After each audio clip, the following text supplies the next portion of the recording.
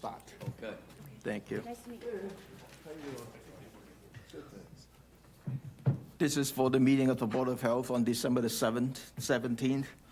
I would like to do a roll call for the Board of Health meeting for the quorum purpose. Dr. Guadagnoli. Here.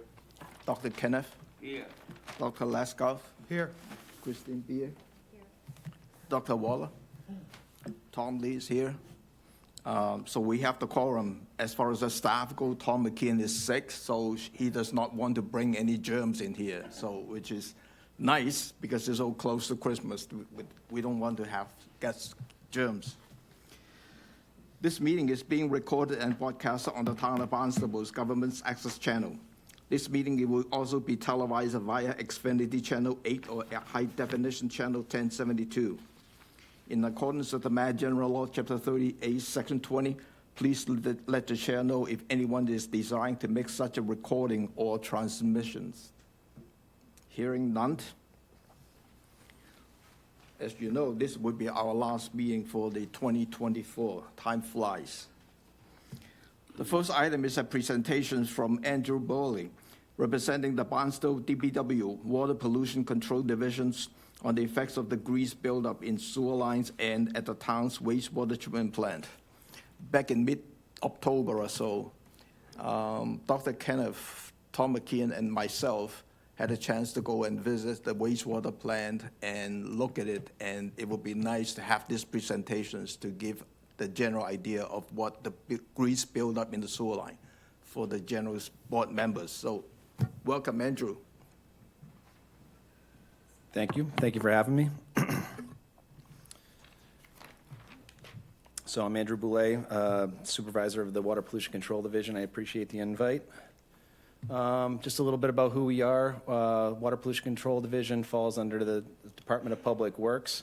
When considering engineering and grease trap variances and the implementation of the CWMP and sewer connections, we receive a lot of support from our engineering department, the Technical Support Division, shown here. This is our mission statement. The mission of the Water Pollution Control Division is to provide the citizens of the town with an environmentally safe, efficient, and effective means of disposing of sanitary waste. So I'd like to key in on some of those descriptors: environmentally safe, efficient, and effective. Grease does not have the same mission as we do, so it really works against us in accomplishing that mission. So I wanted to highlight that. I sat in on a training many years ago, and one of the cool things that I learned was the effect of well-functioning sewage systems on public health. So I added a little graph here that shows human life expectancy over time. And as you can see, around the turn of the around the 1900s, this is when sanitary sewer systems really started being built and constructed in mass.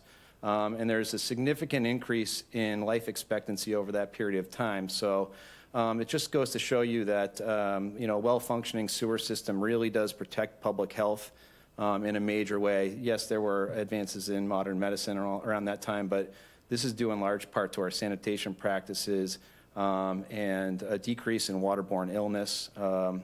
There have been some studies in Paris, France, where they actually looked at individual neighborhoods without sewer and then sewered them and looked at life expectancy of those residents and found that this was the case. So introducing my staff, a little tough to see the pictures, but what you've got here is guys working in dangerous situations to remove grease from the sewer system. Over on the left is our aerated grit chamber, where all the grit gets removed from our incoming sewage stream, and our employee there is wrestling with a grease mass that has blocked the outlet of that pipe. In the middle, you've got one of our septic holding tanks with a mixture of grease and rags and debris. And you probably can't see much in that picture on the right, but I added it in there to illustrate how busy some of these jobs are and how dangerous they can be. Let's count the hazards. You've got ladder hazards, you've got overhead equipment, you've got engulfment hazards, you've got atmospheric conditions that can change as you're disrupting material at the bottom of these tanks, electrical hazards. There's a lot of these pumps have 480 volts of electricity running through them, so just wanted to highlight that this work is very dangerous. We work with the Hyannis Fire Department to do confined space training. They're our rescuers. So if something were to happen and if there were to be an accident in one of these confined spaces, they're the ones who come in and do the rescue. So kind of the scope of this is beyond just my department, and it moves into the rescue folks at HFD. This is our vac truck. I just threw this in here. This is our grease fighting machine. On the front of this, you'll see a jet nozzle that we spool out throughout the sewers, and we use high pressure to clean them, and then we use the vacuum truck to suck the debris out into the debris tank there, where it eventually gets landfilled.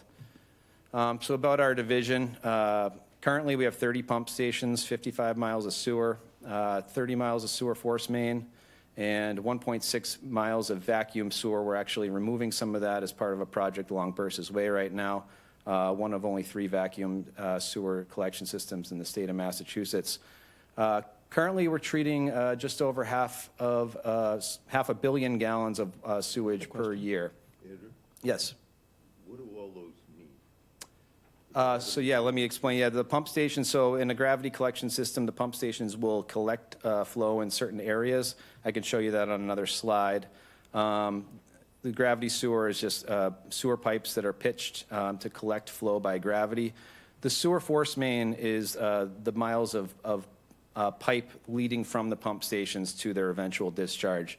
About half of them land at the treatment plant, half of them will land in other parts of the collection system.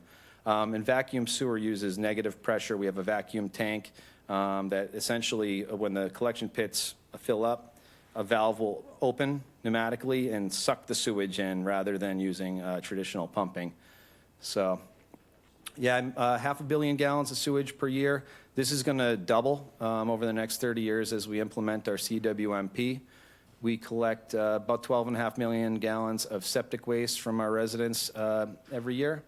And we also collect 1 million gallons of grease per year. So that's 1.5 Olympic swimming pools full of grease, which I would hate to smell. Again, tough to make out the maps. This is just a map of our collection system. To the question earlier, a lot of the purple lines there on the left are gravity sewer, and the green lines are the sewer force main. And what I wanted to do with this this graph over, sorry, the map over to the right, was illustrate the concept of a sewer shed.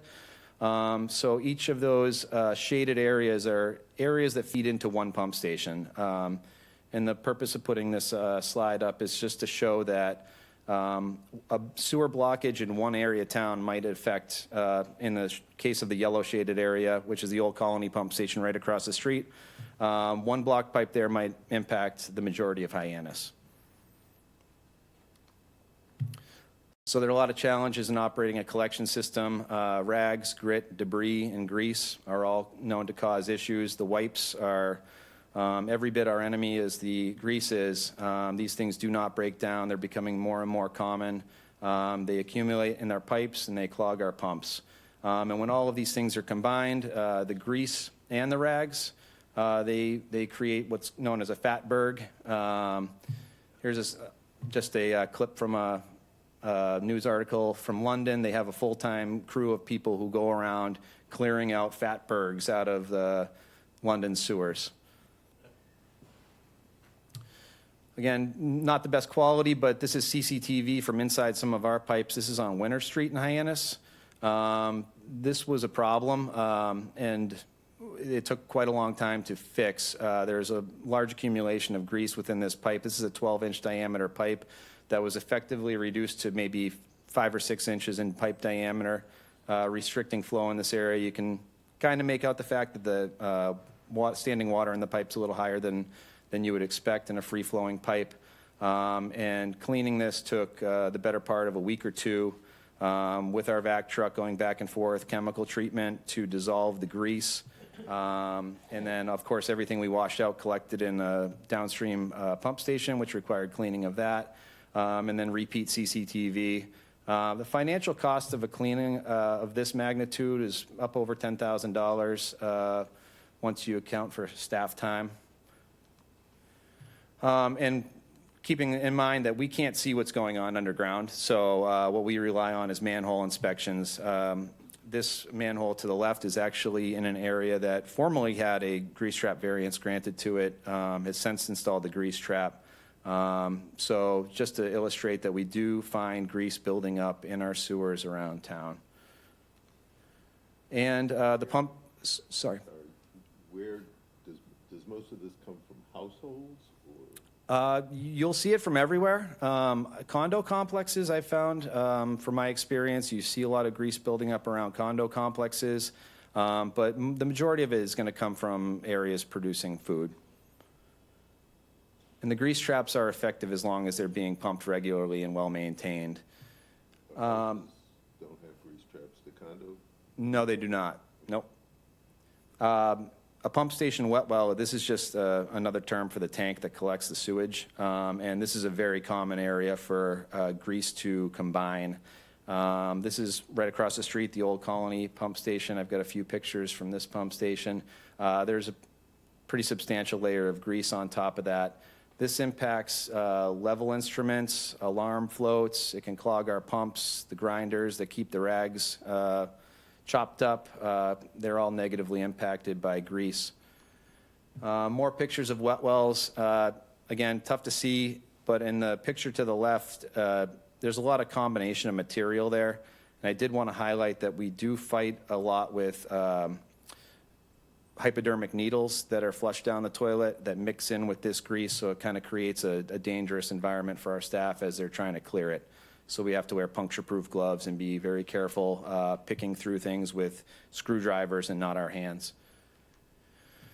So grease, it's an inconvenient byproduct of the things that society enjoys. We have regulations in place to ensure that the restaurants have properly engineered grease traps and that they're properly maintained. And we do work to educate the public in safe handling or proper handling of grease, I should say, to make sure they're doing it right. This is kind of a slide to show our system. So essentially what happens is the restaurant is required to pump their grease trap every 3 months or less.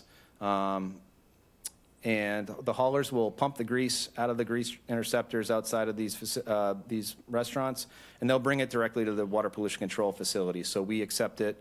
And this keeps it out of the collection system, and it also keeps it out of the water pollution control facility's treatment trains.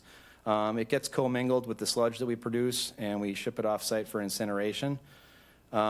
We keep records, so as the grease comes in, we do keep records of who's bringing grease to us, and we keep a database of all the restaurants in town. And we'll sort through that list somewhat frequently, and we'll schedule inspections for people who have not been pumping their grease traps, or a lot of times we just give them a friendly phone call, we remind them, and they pump them. So this system works pretty well. Recently, Director McKean has allowed us access into the food establishment permit system, where we can provide a little additional review to make sure that restaurants are pumping their grease traps, and we'll often just issue them reminders. In extreme circumstances, if owners are actively refusing to pump, they may withhold their food permit. This is actually a picture we took last month from our septic receiving station. Just illustrates that even though we're bringing it around the collection system and treatment process, we're not done dealing with it. In this case, I think that there was a grease trap that was likely not pumped for some time, and it was dumped on us at the end of the day, and it sat in the pipes for a while and created a big blockage there. So this was actually after our tour recently, and this came right back up. I said I better throw that in there. Quick note on the future of the water pollution control facility is we've got a $100 million upgrade that's slated to begin next year. And what we're installing here is a membrane bioreactor known as an MBR. That little cassette that you see on the right there is it's little straws that kind of dangle down into the treatment train, and we suck the water out of it through these little microscopic pores. And I'm bringing this up just because this needs to be protected by screening systems, because debris does not, or the MBRs don't handle debris very well. They can plug up. So the screening systems don't like grease, and the MBR does not like grease. So I'm bringing this up because this is a major investment that we're making in our treatment facility, and one that we want to protect. Some of the differences between external town standard grease traps and the internal ones. Usually the external grease traps are a minimum 1,000 gallons in size. We require them to be pumped every 3 months or when the tank is 25% full. They're located outside, they're easy to access and maintain, easy for our staff to go around and do routine inspections and make sure that they're being pumped. And if they haven't been pumped, sometimes we drop by and we find, hey, it doesn't really need to be pumped. You're okay for now. But generally, we find them easy to keep track of. And it's hands-off maintenance for the restaurant employees. On the other hand, the internal ones require daily maintenance from the restaurant employees. Many of them don't want to touch it. They cannot handle heavy flows. Some of them are limited to 20 gallons per minute of flow. They're difficult for us to access and difficult for us to inspect. And we often find that they're neglected, unplugged, or sometimes entirely removed. A lot of times when we talk to owners about their interior grease traps, they tell us they didn't even know that they had one. What does daily maintenance mean? What do you have to do? Daily maintenance, I can show you a picture of the internal one here. That's a Big Dipper unit. There's a little trough over to the right that requires them to kind of clean out debris that shouldn't pass through that. So that needs to be cleaned out daily. There's a little collection vessel there that needs to be emptied daily or as needed. There's a heating mechanism in that needs to stay plugged in. And they need to basically stay on top of the maintenance, and it really does fall on the kitchen workers to do that. And what do they do with what they clean out on a daily basis? They should be throwing it in the trash, is what they should be doing. But all I see when I picture somebody maintaining one of these units, maybe somebody's having a bad day, I worry about somebody grabbing that little grease vessel and going over to another sink somewhere and dumping it down there. So what we've introduced here, in my opinion, is human error. Where the town standard, you pump it every 3 months, doesn't require any maintenance by the restaurant workers. We can inspect them. It's our preference for that setup. So the variance process, which is more or less why I'm here today, falls under the jurisdiction of the Board of Health, as you all know. Previous boards have deferred to our recommendation for grease traps connected to sewer, as we're the ones with the vested interest and we're the ones maintaining it. I spent a little bit of time looking over the variance lists, and I found there's a near 0% compliance rate with grease trap variances. Well, it could be they're generally not meeting the conditions. It may be you need to report give us a daily pumping log or a weekly inspection report, send it to DPW. They don't come. You need to keep your menu the same. Menus change. You can really find something with every one of these variances that, once they get them, they may forget about some of the conditions on them. Not trying to disparage anybody. It's human error, right? And to be honest, I tend to think that in most cases these requests are being made for financial reasons. They're expensive. It's a financial burden on the restaurant. But grease does not recognize financial constraints. Grease does not have feelings. Grease is grease, and it's going to do grease things. So our position, and what I'm trying to relay today, is that we believe that all food establishments connected to town sewer should have properly sized and properly maintained external grease interceptors. So in summary, grease accumulation is extremely harmful to the sewer system, as you've seen in some of these slides. And sewer backups are a serious threat to public health. More than anything, I'm interested in protecting the safety of my employees and not putting them in these positions where they need to be in confined spaces, doing these cleanings. So I feel that we need to do everything we can to keep the grease out of the sewers. We need to protect the investments that we're making in both the new sewer systems that are being installed throughout town and at our treatment facility. So that's why we have the position of not supporting grease trap variances for food establishments connected to town sewer. And we feel that consistency is key. If you make an exception for one restaurant, it's going to be expected out of everybody else who's applying. So that's our position, is that we really feel like a good consistent approach for grease traps connected to town sewer is necessary. And that's what I've got for you today. Do you guys have any questions? Any questions for Andrew? Thank you for answering mine. Yeah, no, I appreciate them. I have one. Sure. One question. Thank you. Yep. For that presentation. You mentioned impact. Just a reminder, to the please sewage make sure your system microphone of is the on. grease. Is your mic on? Sorry. Is it on? There we go. Thank you for your presentation. You mentioned impact to the sewage system of the grease that does get into the system, and you mentioned the external traps. I'm just wondering, what are some of the other risks of having that grease in the sewage system other than sewage backups? Public health, obviously, sewage-borne illnesses. But what other risks in terms of maintaining the system? For example, your $100 million investment that's going to be Right. realized. Yeah, so, I highlighted the safety concerns and what it takes to clear these blockages and the financial concerns that are involved. It is expensive for us to solve these problems, but also that image that I showed of that pipe diameter shrinking, our engineers who do the work on the CWMP and, design all the projects, they have a vested interest in watching, they've put a lot of thought into the sizing of these pipes, and as they shrink down, you're more likely to see backups into houses. So it is a matter of public health, it is a matter of my employees' safety, but also just continuing to convey the flow. And it is very tough to notice these things as they're happening with them being underground pipes.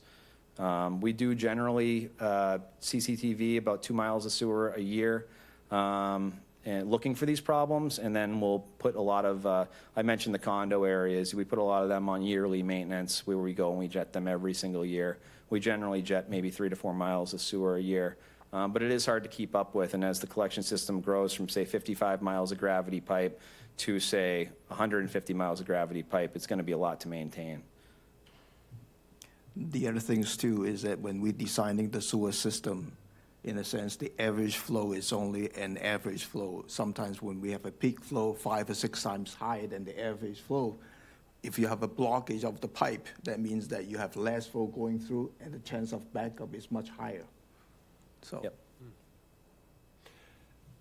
Can you estimate, like, how much is coming, of the grease is coming from private households versus restaurants? I'll be honest, it's really hard to do, Yeah. and not having eyeballs on all the sewer pipes makes it even harder. Usually we just find problem areas, and those areas do tend to vary quite a bit. Grease has long been an issue in town sewers, and the previous supervisor before me, it kept him up at night, and we did a lot of cleaning and developed a strong cleaning regimen for our pipes, and got to know where some of those trouble areas were. Yes, condo complexes where you maybe have like 40 kitchens stacked on top of each other.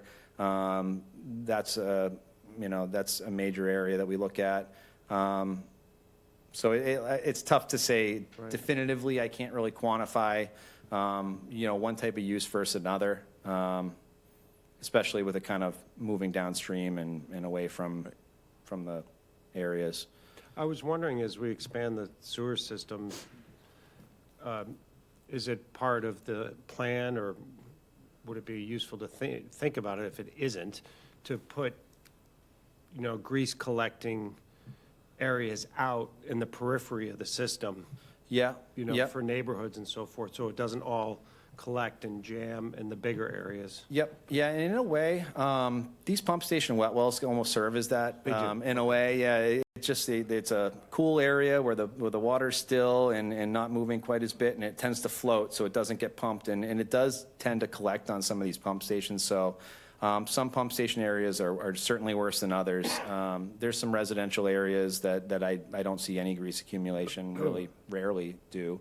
But the busier areas, we definitely do.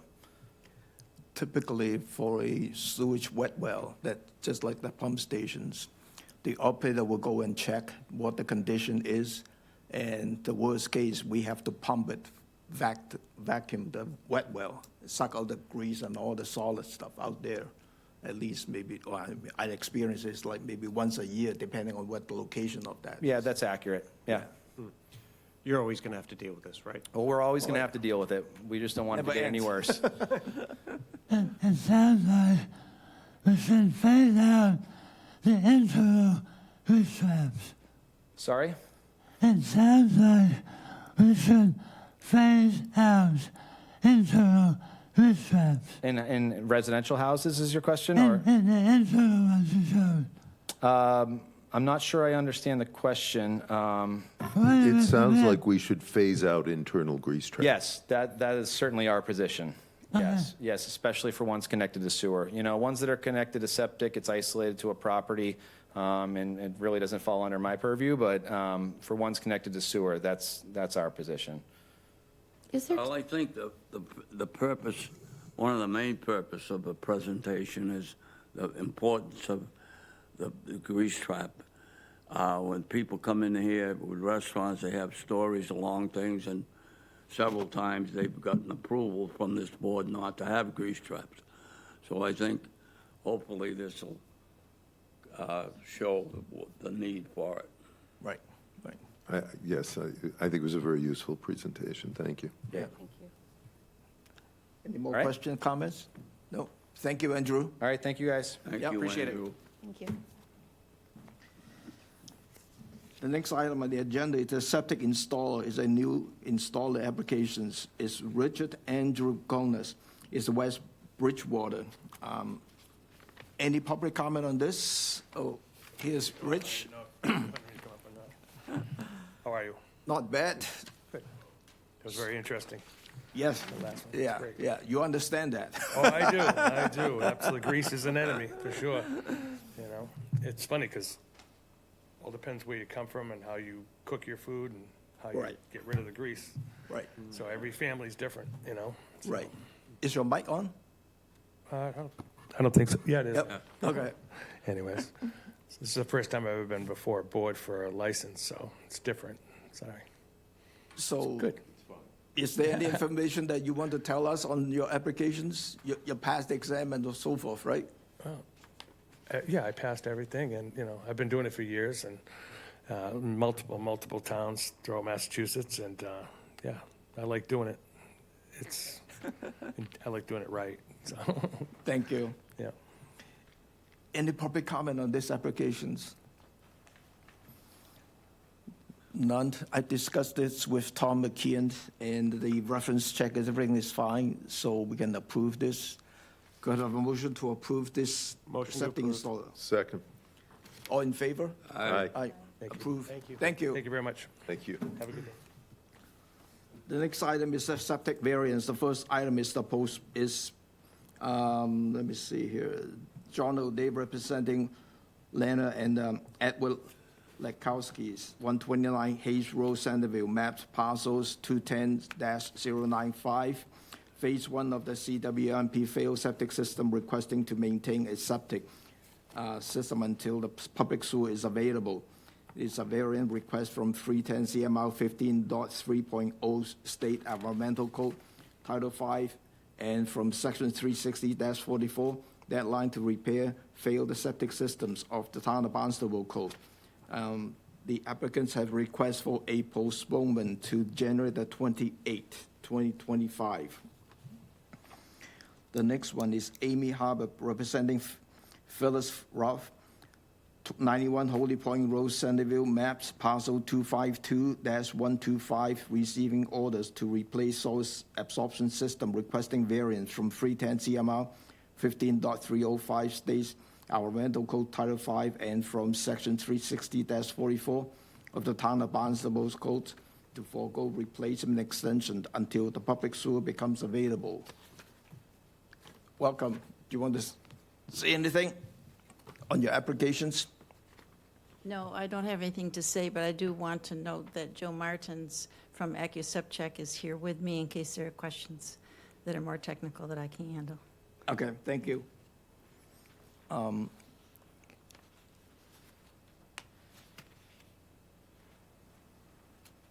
you want to, let me go to the public comment first. Any public comment on these applications?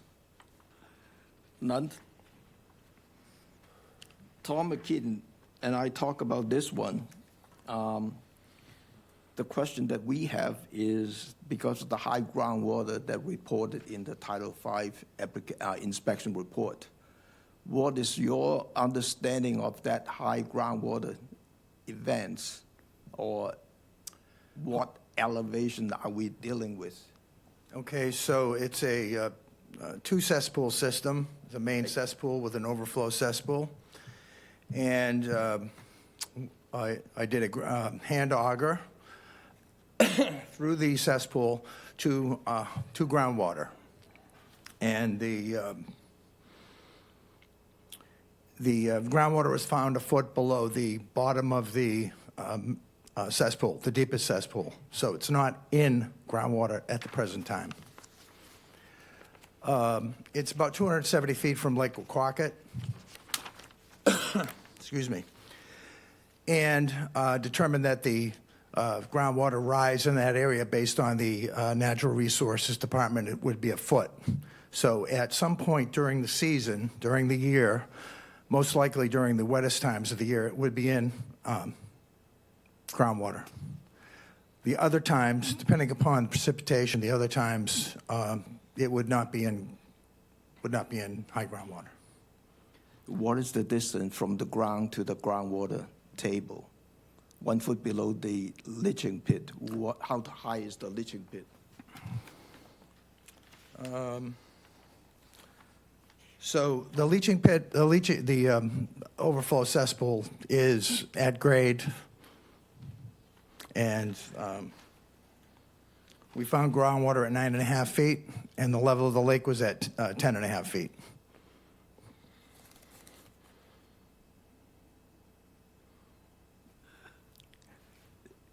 Are you saying that from the ground grade to the groundwater level is about 9.5 feet? It is. That's yes. Well, the groundwater was found at 9.5 feet, Right, and the below grade to the grade. SA. I'm sorry. Let me backtrack on that. The grade to the SAS bottom was 9 feet. Okay. 9 feet. Okay. So there's a difference of half a foot right now when this was done at the end of October. So at times during the season when we have a high groundwater, that means the cesspool would be in the groundwater. That's true. Right? That's true. So that would be a concern to us as far as the affecting the groundwater in terms of the effluent going into the leaching ground. So one of the things that we are discussing, that I was discussing with Tom, is whether you can install a low-profile, precast leaching chamber that would give us more separation from the groundwater and allowing you to have better conditions than what you have right now. I think that could, You I don't think need that a could be full done if you system, did but a at least- low-profile Yeah. 500-gallon leach chamber, Yeah, kind of a, let's call it a hybrid Right. type of fix for it. yeah, Yeah. So you replace the overflow cesspool with a hybrid Right. Leach chamber. Right. Sized accordingly, I guess you'd say. And that way you'd have, so instead of having a half a foot, or you might have, typically those are 3.5 feet in height, 3.5 feet in height. chorus 4. Yeah, call it 4, and you would get at least maybe 2 or 3 feet of separation at Right. different times. Right. So we were thinking about that is a better option for you, For the owner. for the owner, Yeah. for this setup, Yeah, I don't know how that would cost out. Would that require engineering? Because engineering would certainly increase the cost quite a bit But for the owner compared with just putting in a brand-new Title V system, so. But you can talk to the engineer and come up with some cost comparisons, and you can bring us back in January to look at what is the best option for you. Would that be something that you will do? That would be okay. Yeah, it'd be helpful to be able to Yeah.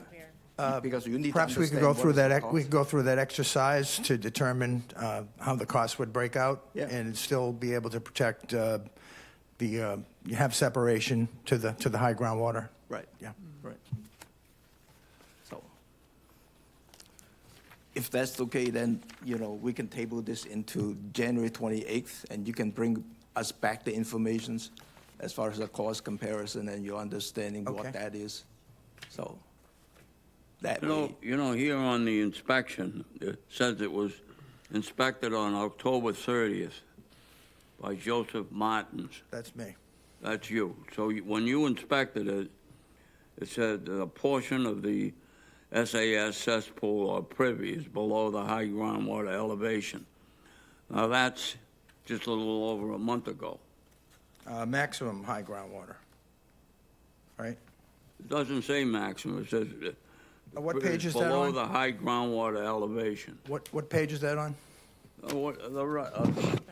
Part of our, Oh, that's what, all right, that's Yeah. what's, Part of the Title that's V. what's on the order. Yeah. But- and on the town website, that it shows that there are, looks to me like the system is 2 cesspools. That's correct, It's probably put in there 50 or 60 years ago. yes.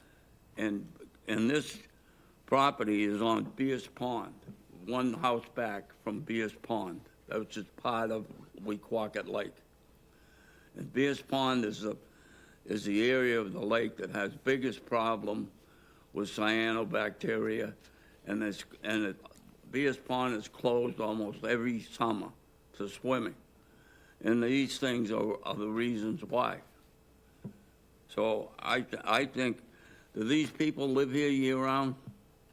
No, and they're looking to sell the property. Oh, they're looking to sell the property. Then I think there's got to be something The other good things, here, not something popsicle stuff.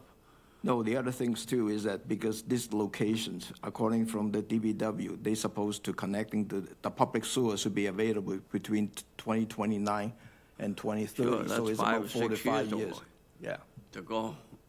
I mean, my house was supposed to be hooked up this year, and I'm told it's going to be hooked up in 29 or 30 now. So every year it goes out a few more years. Yeah. So the lake this year had more cyanobacteria than ever, and the previous one that was postponed is a major problem. And here's another problem.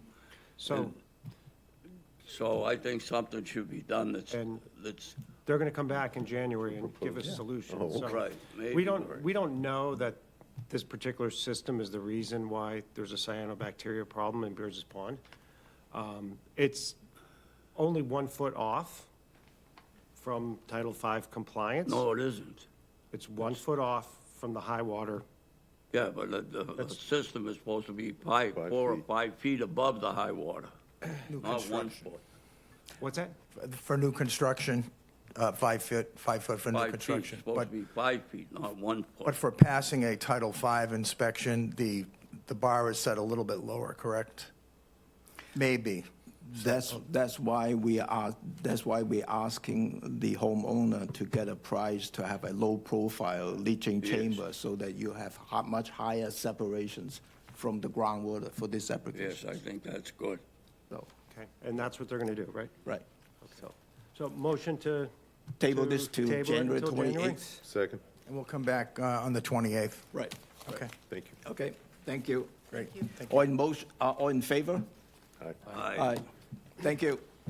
mean, see, and the other thing is when some of these, this one said there's going to be for sale. Like this property, the one that was canceled again across the street from me, when that happened, I mean, there was one person living in that house for 40 years, and they had a failed system. All of a sudden, they move in, they got mother, father, 4 kids, a nanny, and in-laws in a 2-bedroom house. So it's just crazy the way that the stuff is allowed. We have to look at, realistically, we have to look at each case-by-case basis and make a determination at that time, so. The next one is the Joanne P. Wilson representing Mark Mars Masons, 12 Pond Street, Centerville, map parcel 230-3088, emergency repair requesting variance from sections 388-3 to allow a hand-drawn sketch to in lieu of the requirement to submit an engineering plan from sections 360-1 to install a holding tank 55 feet away from the wetland, and from the section 385-5 notification states to a butter. this has been postponed into the January 28th. Initially, they sending the abutter notifications, they only allow a 7 days notice, and the proper notification is 10 days. That's why we have to postpone it, because you need the proper notifications for the abutters. The next one is Jennifer M. Nash from Hart Bakery, 284 School Street, Contiguous map parcel 020-059, requesting approval to utilizing existing septic system, proposed cottage bakery. Hello? Hello, You Jennifer? I'm Jennifer. Thank you for hearing me today. Yep. So I'm proposing a cottage bakery from my home residential kitchen called From the Heart Bakery. It's been a dream of mine for a while to bring joy to others through my cooking. There seems to be an audience for it. Everybody likes baked goods, as your friend from the DPW said. So I've filed my application for the food permit. I've worked with Mr. David Stanton, and I'd like to extend my thanks to Mr. Stanton as well as Mr. Thomas McKeon for their assistance through this whole process. We reached out to Mass DEP for the WP70A non-sanitary wastewater discharge application. And I think in my packet you see the email from the state stating that I didn't need to go through that permitting process because I wasn't putting in a new septic system. I worked with a private engineering firm, EDR, and Griffin Ryder is here with me today if you have any questions on the report that I can't answer. They did an evaluation of the septic, compared it to another bakery that produces a similar volume to mine. This is a part-time project for me. It is not a full-time project. The volume is not expected to be really high. And by the menu that I provided for you, you can see that it is not a high-fat oil and grease business. As well as that, I take many steps to mitigate any grease that might go into the system. I bake on parchment paper. I use muffin cup liners. Everything goes into the solid waste. I wipe things off with paper towels before they get washed. Let's see, what else would you have questions about for me for this? Flow, how much water are you using on the system right now? Right. So right now, the septic capacity, I'm using about 52% of the capacity on an annual basis. We compared it to another bakery, cottage bakery, literally 5 minutes down the road from my house, but over the town line, that does a similar volume, and there was little to no impact. And in fact, in some years, her usage actually went down. And I'm sure that's also based on the volume as well, but her average volume is very similar to what my anticipated volume will be. So there was no impact to the flow. And I do have the safety data sheets for the quote-unquote chemicals that I would be using, i.e. bleach and Dawn dish soap and Cascade and things like that for cleaning purposes. One of the letter from the DEP from the prior approval of a similar establishment, I don't think you have it, is we usually go with a 2-compartment tank, to mitigate, to additional settling, and then to mitigate in terms of the flow and so forth. Yeah. I think in terms of the flow-wise, I think you may be fine in terms of your low usage and stuff like that, but we want to take a look at, whether you should provide a second tank as a 2-compartment tank. So Mr. Stanton did share that letter with me for Andrea's Bakery. Yeah. And that, in that situation, they were installing a new septic system anyway, and they took those measures to do that as a precaution. With the low volume and the steps of grease mitigation, I'm sure you can understand that I know grease knows no dollar value according to the DPW gentleman, but my bakery does know a value, and it would put a small business, a small community business in a really tough place for that, in a situation where I'm not producing a high-fat oil or grease product and am taking steps to mitigate. It is my residential property, and I can assure you my full-time job is with one of our local water departments, so I understand the impact of septic and sewer on our drinking water. and one of my water commissioners is the chair of the ad hoc committee for the comprehensive wastewater plan. So I am very hyper aware of the impact of that. I can assure you that I will take great care and concern with my residential home plumbing and septic system to make sure that, we're not compromising our house for a side business. Thank you. Any other question from the board member? Did David Stanton, David Stanton inspected this? For the He Board of was- Health? Nobody has come out to inspect Nobody's come out. the kitchen or the septic yet, other than the engineering report of the septic inspection. But nobody from the Board of Health has come out to inspect the kitchen yet. I needed to pass this Why first. that is, Tom? I mean, you'd think they'd inspect it before it came here. They told me I needed to pass this before they would come out and inspect the kitchen. Because the other option is that we can conditionally approve it and subject to the inspections. That's the other options. Do you need a variance from the town to conduct a business in your house? No, sir. You don't? No. That's funny. Yeah. A residential kitchen is provided for. I would think you'd need I don't think anybody can come in and set up a business right next to your house without a permit. It's not next to her house, it's in her house. Huh? He means next to the neighbor's house. Yeah. Yeah. Yeah. Of course, with the internet, that's happening everywhere all the time. Right, But- and most of the country is surviving just fine.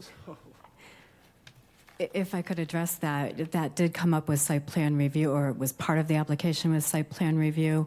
There are certain conditions, obviously, of when I can do business. Nobody's coming to my house to pick things up. This is delivery only. It is a low-impact business that's not going to affect the neighbors. And cottage bakeries and residential kitchens are provided for in the Mass law. And I think that basically most of the oil/grease that you're using is going out the door in the product that's going to be eaten. You got it. Yep. And if That's what you're makes it using good. parchment paper and liners, you're mitigating the other place where you would be using a lot of grease. Yes, sir. And you're not using it because you're using parchment paper and liners. So Right. I think it's a pretty low amount of grease that you're going to be putting down the drain compared to somebody who isn't using parchment paper next door to you while they're cooking Christmas cookies. So, Correct. So the grease issue, though, only affects her own system. Correct. right. So it My would septic. be, yes, so it's to your own interest to protect it. This is just about water flow, isn't it? Right. Right. And you're not going to, it's a minimal increase in water flow for what the system is designed to handle, correct? That's correct. Can we make a motion to approve? Motion to approve? Second.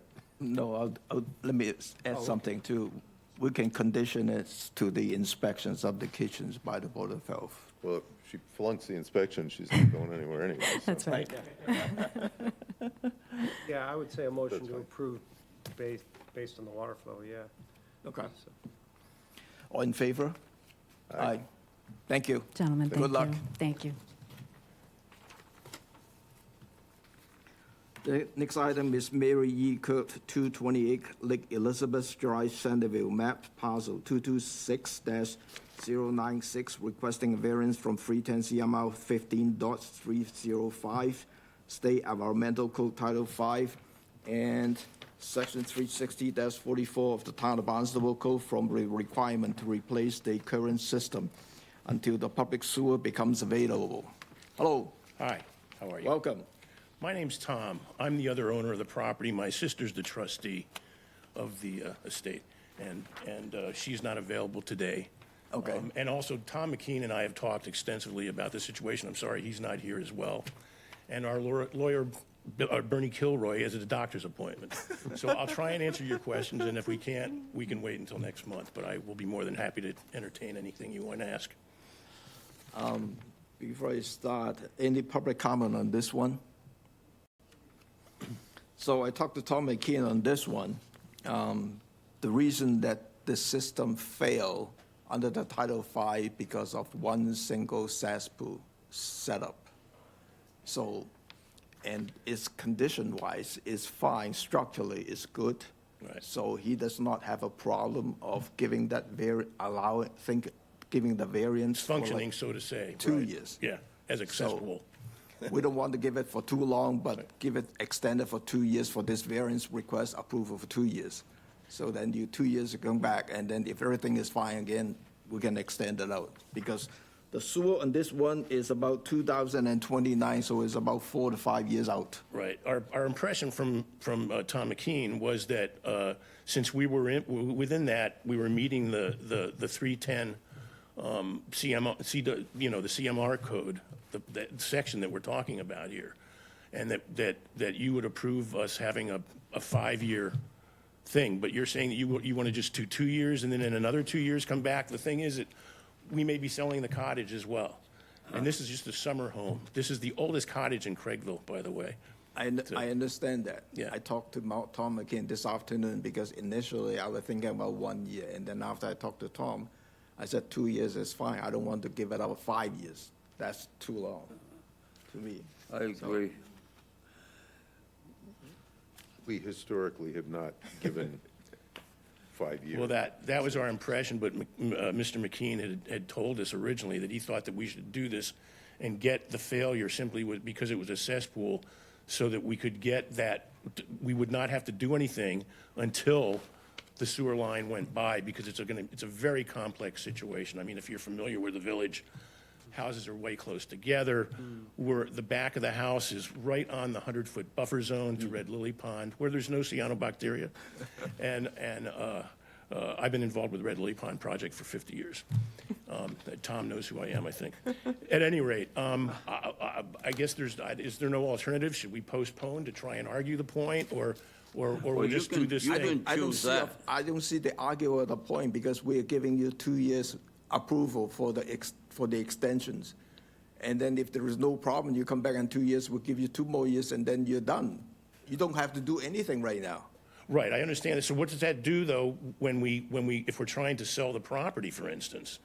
You know, somebody says, oh, well, are we going to be required to replace the septic system? And then they want to try and take $100,000 off, the asking price for the house. It's that kind of a situation. When your house is so close to connecting the public sewer, I don't think that we want to impose the additional financial burden. Right, it would be astronomical. I mean, it would really be it's going to be bad enough to hook up to the sewer line, as I think you know. Pumps and tree removal and so on, so. Yeah. I thank you. Yeah. So that pond has had no problem with bacteria in spite of the fact that there's houses jam-packed in there, and Yeah. they're some of the oldest houses Red on Lily Cape. Pond Yeah. had a lot of problems.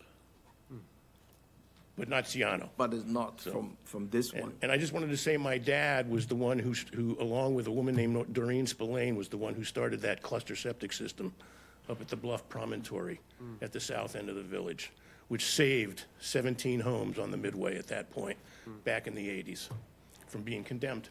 Because everything's so close together, there's not room for Title Vs. There's nowhere to put a leach field, et cetera. Right, So, right. I think one thing in your favor is that there's no heat in the house, so there's nobody living there year-round.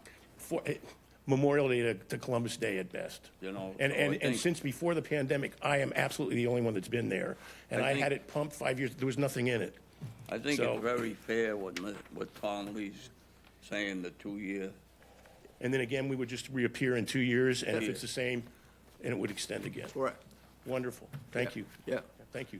Could I have a motion to approve extensions for 2 years for the variance? Second? All in favor? Aye. Aye. Approved. Thank you, folks. So do we get an official notice of some sort from the Tom will town? send you that. Great. Thank Yeah. you. Have a good afternoon. Good afternoon.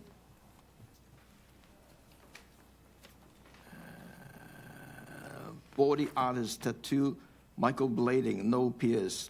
Catherine Botella is applying for tattoo Michael What Blading about- permit. What about James Goodwin? Oh, sorry. We skipped one. Sorry, I skipped one. James Goodwin, 644 Strawberry Hill Road, Hyannis, map parcel 249-088, order to connect to the public sewer variance request from section 360-13 of the town of Barnstable Code. Property is not inhabited. Good afternoon. Hi, James Goodwin. So 644 Strawberry Hill, which is right next to Hyannis Honda. And I had it leased out to a family for about 20 years.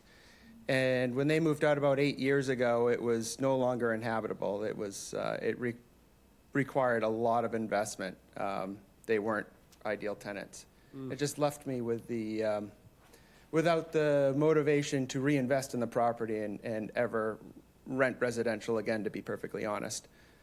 So my plan is, it's just been sitting vacant.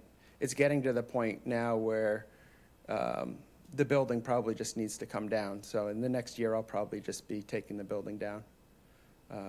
Therefore, my wish to not have to hook it up in the meantime. Did you have to pay the assessment for the sewer to go by? The sewer assessment? Yes. I'm You sure did. you are, yeah. Oh, yeah. There is no Then I exemption. think, yeah, so, all right, good. Any public comment on this one? I discussed with Tom because you're planning to take it down and you're going with the zoning board on that. Right, yeah, when I take it down, then the next step will be, I will be attempting to rezone it so that I can park cars there for Hyannis Honda.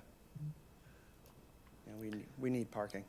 I know when that happens, sometimes if you put another building on it, I know you then get it hit with having to hook it up to the sewer. Yeah, and that would not be a But, problem.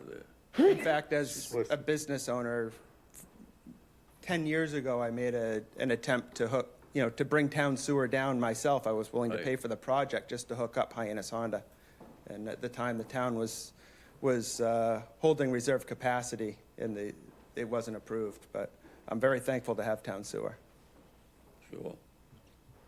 So when I discussed with Tom, we suggesting that to give you that 6 months extensions, to give you the chance to go and demolish the building, and then you can come back and tell us what your condition is, whether it's going to be a parking lot and that sort of stuff. Would it be fair? That's fair. Yep.